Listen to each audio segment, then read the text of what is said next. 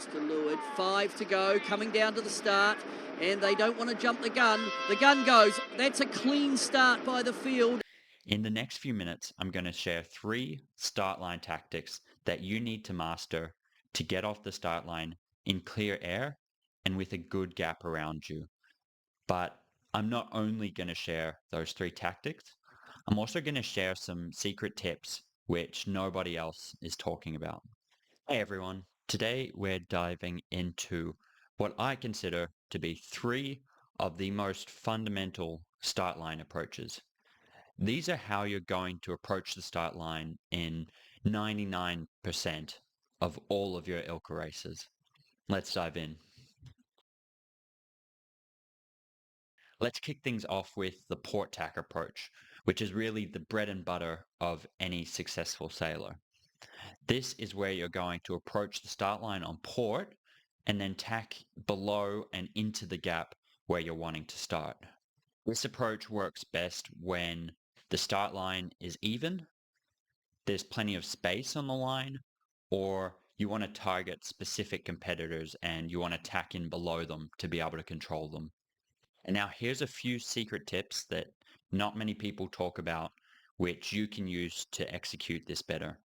The first one, when you're doing this, you don't want the boat that you're going to tack below knowing that you're going to tack there, because otherwise they're just going to put their bow down and try and prevent you from tacking close to them. So one thing I like to do is I tend to look beyond the boat that I'm going to tack below. So pretend that you're still going to keep looking down the start line to find a different gap, and never make eye contact with the person who you're going to tack below. Just keep looking down the line, pretending not to see them, and then using your peripheral vision, just keep an eye on them and notice the gap, or pay attention to the gap that you're going to tack into. Secondly, before you tack, you want to dip a little bit downwind of them and then tack so that you end up just below their sort of leeward hip. And I'll show you this in a diagram or in a video in a second. And that ties into the third one, which is when you do that tack, end up in that leeward and below, leeward and slightly bow back position, so that you have really good control over the boat above you. In this clip, we can see Filip Jurisic from Croatia performing the port tack approach really nicely. He's just out of the frame here, but you'll see him approaching this group from port.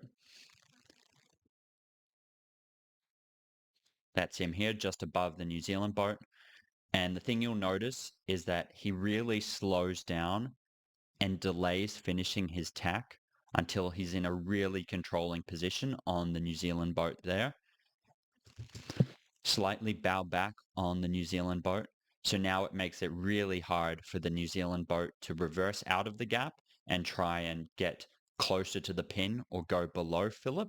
So from there, Filip's nearly guaranteed to win the pin in this instance. Because of Filip's positioning, you can see this boat here trying to steal his gap, but then Filip, because he's a little bit bow back, can just put the bow down, shut the gap, and make sure that no one goes in below him. This next move, called the hook, is one that you're going to use when the boat end of the line is favored, or when the fleet is lining up really early for the start and you're coming in a little bit later than everyone else. The hook is when you're sailing on starboard below the fleet who are already lined up, and then you hook up into the gap that you want to start from and push the boat to windward into the wind so that you can create your start gap and then accelerate and go. Most sailors rush the hook and rush trying to make the gap below them. But the trick here is actually to make it impossible for the boat to windward, or the boat that you're hooking, to make space above you. And there's a couple of ways you can do this. The first one is to delay making your gap for as late as possible. So this means that it's harder for anyone to come and steal it, and also gives the boat above you less time to actually react. And then secondly, and this is similar to the port tack approach, sit to leeward and a little bit bow back of the boat to windward, because then that gives you room to move forward and create space, and also stops them from sailing back out and trying to go back up to windward. Great example of the hook in action is Mickey Beckett here in Marseille in 2018. So Mickey is just up here in this, and what you'll see Mickey doing is sitting a little bit bow back on the boat above him, who's Herman from Norway. And when he does that, it makes it really hard for Herman to do anything because Herman can't really reverse. So this is Herman just here, and Mickey is here, 139.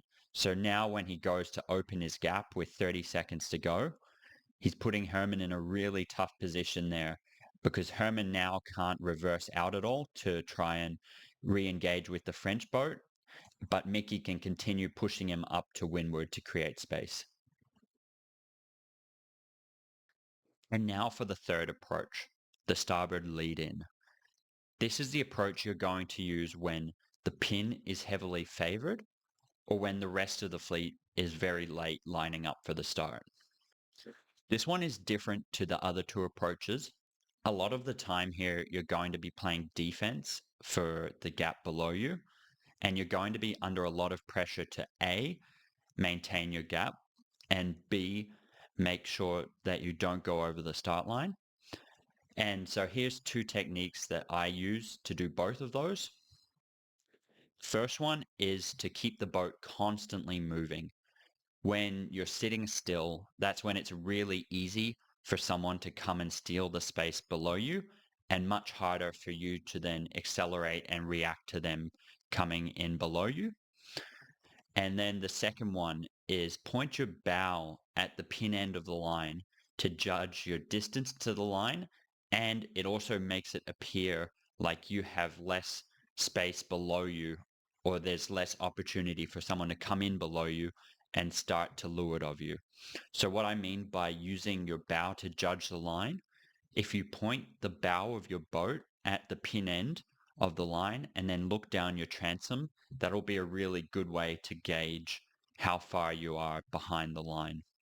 Because if you're on the line and your bow was pointing at the pin, then your transom would line up with the committee boat end. And if the transom lines up behind the committee boat end, you know you're still behind the line. And as an example of the starboard lead-in, we have Paige Rayleigh at the Aarhus 2018 medal race. You'll see her just out of picture to leeward now. She's just coming into picture there. And the thing you'll notice is that she always has a little bit of main sheet tension and a bit of tension in her sail, keeping her slowly moving forward. She's never really stopped completely still. And so now that gives her the ability to react easily when Anne-Marie Rindam comes to try and steal her gap. And she can just put the bow down, accelerate even more, stop Anne-Marie from trying to steal the pin, and keep working her way slowly towards the pin as she leads the rest of the fleet into the start.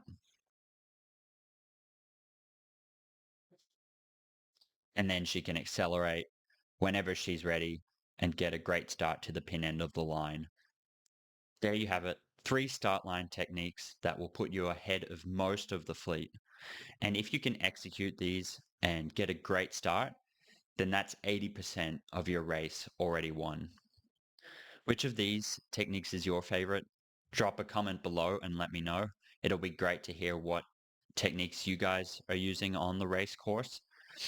And if you do happen to get a bad start and you're wondering how to recover from that, don't worry, I've got a video on that as well. Go and check out this video over here that I made showing how 2-time world champion Nick Thompson recovered from a bad start at a world championship to end up winning the race. And if you like this video, don't forget to hit the subscribe button, but also head over to my Substack and hit subscribe there. I send out a weekly newsletter where the aim is to help you become a 1% better sailor every week. So you don't want to miss out on that. Thanks for watching, and I'll see you next time.